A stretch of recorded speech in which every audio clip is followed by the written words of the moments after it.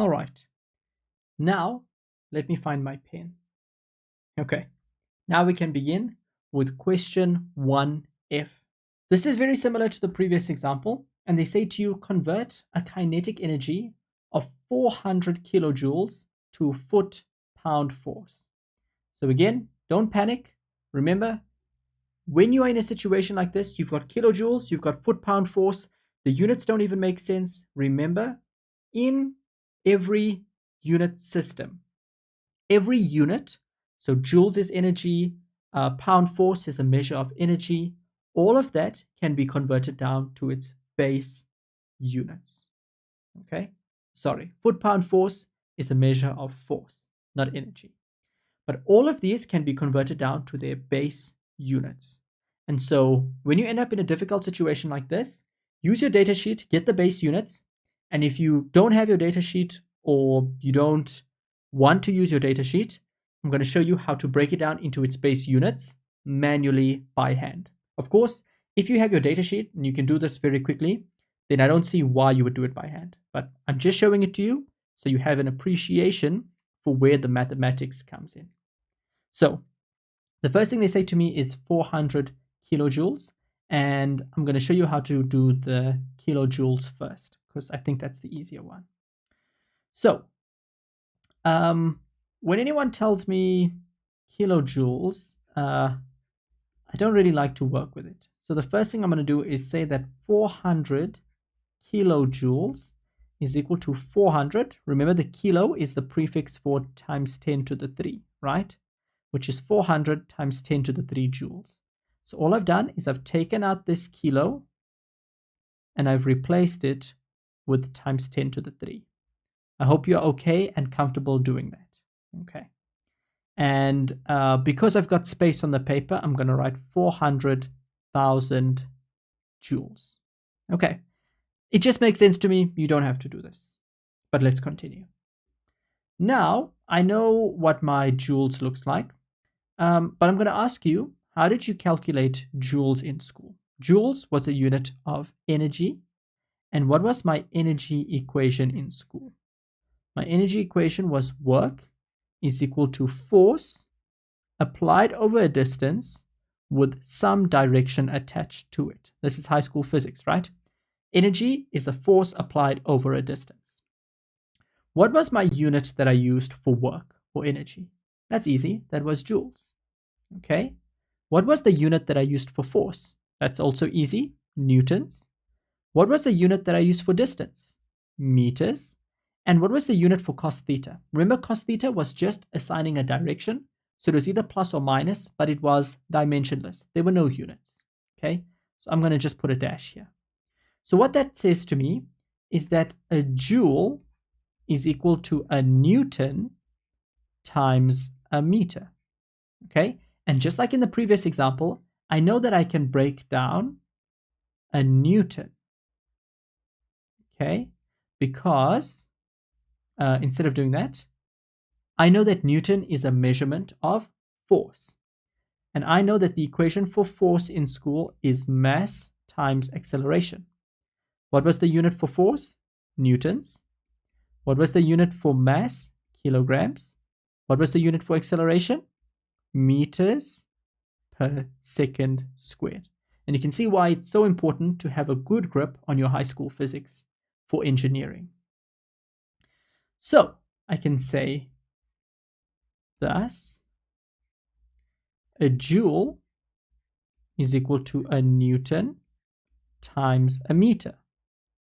But I know that a Newton can break down into a kilogram times by a meter per second squared. And then I've still got my meters left over. And just to show you where everything is coming from, this Newton has now expanded into kilogram meter per second squared. And then my meters has remained the same. So I've essentially broken down the joule into kilograms times meters squared per second squared. Remember, this is all multiplication. So do you agree that for every time I see 1 joule, that's the same as having 1 kilogram times a square meter per square second? So I know that unit doesn't mean anything to you, and that's why we call it a joule, but that is the base unit of the joule. Okay, that is the core of what a joule means. And once you've broken down the joule into its base units, we are fine. We are good to go. Let's go back to what the question wants us to convert. It wants us to convert into foot-pound forces. So I'm quickly going to take my highlighter and draw a nice box around this so that we can refer to it later on in the question. Okay. And even when you're writing down your answers, you can also set up your answer book in the same way so that the marker understands what you are trying to do. This is proof of us trying to convert kilojoules. Okay. Now let's talk about the foot-pound force. That's the kind of scary one. But hopefully after this, you don't get too scared of it. Okay. So I've got 1 foot-pound force. Well, actually, I don't know the number. So I'm just going to say foot-pound force. Okay. A foot-pound force is the same as a foot. And remember, I wrote it on the front page of my book so I don't forget it. 1 pound force. Okay. So I'm going to write it here. Foot. All right. So here's my foot. Here's my pound force. Foot stays the same, but 1 pound force is equal to 32.17 poundal. And if I continue to expand this, 32.17 poundals is the same as 32.17 pound mass foot squared per second squared. Oh, sorry, not foot squared. Pound mass foot per second squared. And you can see why I need to write it on the front of my book, because even I forget it. So it's just pound mass foot per second squared. Where did I get this poundal equals pound mass foot per second squared? It's on your data sheet. Okay. And so the essence of what this means is that a foot-pound force is the same as 32.17 pound mass foot squared per second squared. Okay, so we've broken that one down. Let me put a box around it, and then we can proceed with the actual question. Okay, so let's begin. They told me you've got 400,000 joules. Convert this to foot-pound force. So I've got 400,000 joules, okay? And I know that is equal to 400,000, and let me get the units from up here, kilogram meter squared per second squared. Therefore, 400,000 kilogram meter squared per second squared. Now, as always, I want to write down what my target conversion is. So my target conversion is the foot-pound force, but that's going to be a bit difficult to convert. So I've broken it down into its base units here, pound mass, foot squared per second squared. Okay. So the kilogram is going to convert to pound mass. The meter is going to convert to foot squared. And the second squared is going to remain as second squared. Okay. Once I get all of this down, I'm going to get an answer in pound mass foot squared per second squared. But remember that the question didn't ask for that. It asked me for foot-pound force. And so I'm just going to need to convert this back at the end of the question. Okay. Let's start off converting my kilograms first. So the first thing I'm going to do is I'm going to write down kilograms and I'm going to write down pound mass. I write kilograms at the bottom because I want kilograms at the bottom to cancel with kilograms at the top. Remember, I know that 1 pound mass is around half a kg or 0.4536 kilograms. Okay, so in red, I'm going to scratch off kilograms, we are done. Now let's talk about meters. I know that meter needs to go at the bottom, and I know that foot needs to go at the top because meter at the bottom cancels with meter at the top. And I know that 1 foot is around 30 centimeters or 0.3048 meters. Now remember, I can't cancel meters with meters squared. So I need to square this. And if I square something on the bottom, I must square it on the top. And that way you can cancel again with me. Square meters cancels with square meters. And seconds remains as seconds. So our job here is done. So if you put this into your calculator, it's 400,000 multiplied by 1 multiplied by 1 squared. All over, remember per second squared is 1 second squared, multiplied by 0.4536, multiplied by 0.3048 squared. Okay. Remember, this step of writing down the numbers is absolutely unnecessary. I'm just doing it for, what's the word? For teaching purposes. There is a better word, but I can't get it right now. Okay, so you put this into your calculator, and what do you end up with? Here's the answer here. 9.49 times 10 to the 6 pound mass foot squared per second squared. Now, I know what you are thinking. How did you get this times 10 to the 6? And aren't you cutting out a lot of decimals? I'm not here to teach you significant figures, but if you have a bit of time, you can look up significant figures. But essentially, I'm cutting out a few of the decimals because they become meaningless after a certain point. And so I pressed the ENG button on my calculator that I think stands for engineering, and it basically converts your answer down to engineering numbers. And so I put it as times 10 to the 6 because it makes the answer a little bit more comprehensible. 9.49 times 10 to the 6 is essentially 9.5 million. Times 10 to the 6 is million. So I essentially have 9.5 million pound mass foot squared per second squared. It just makes the answers a little bit easier to visualize. Okay. So I've got this answer, but I'm not at the final answer, right? Because my answer wanted foot-pound force. So let's continue.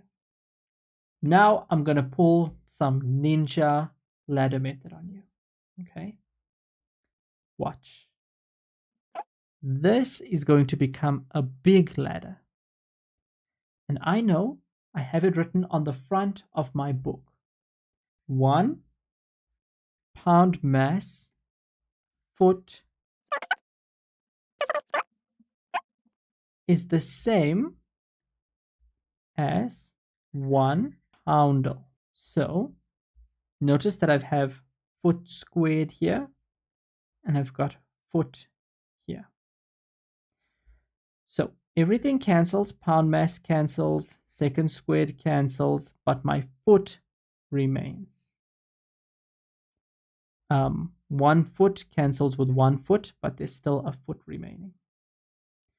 So I essentially have 9.49 times 10 to the 6 foot pound. Are you okay with that? I hope you are fine. I had to make sure I didn't mess it up. And now that you've got this answer, you can say that 9.49 times 10 to the 6 foot pound. Okay. I also know that 32.17 poundals is the same as 1 pound force. So if I divide this number by 32.17, 3. And let me just cancel out the units here. Poundal cancels with poundal, and I'm left with foot times pound force. And that is your final answer. Now, I'm going to show you an alternate way. It's not really an alternate way, but I think I may have overcomplicated it. So let's go back to this step here. Let's draw a box around it. All right. Here's an alternate way you can think about it. If you are happy with that, the question is done. Okay. You have your answer.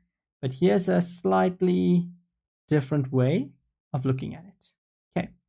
So we've got 9.49 times 10 to the 6 and the unit is pound mass foot squared per second squared. All right. That is the same as saying 9.49 times 10 to the 6 foot times pound mass foot per second squared. Okay, it's exactly the same thing. I just expanded it a bit. That becomes 9.49 times 10 to the 6 foot times, and remember that pound mass foot per second squared is the same as a poundal. Do you agree? And you can always just go back to the beginning of your book, check that what you are writing down is correct. It is correct. And now you can proceed. Now, I know that 9.49 times 10 to the 6 foot poundal can be converted. And I know that 32.17 poundals is the same as 1 pound force. And again, divide by 32, and your answer is 295,057,03.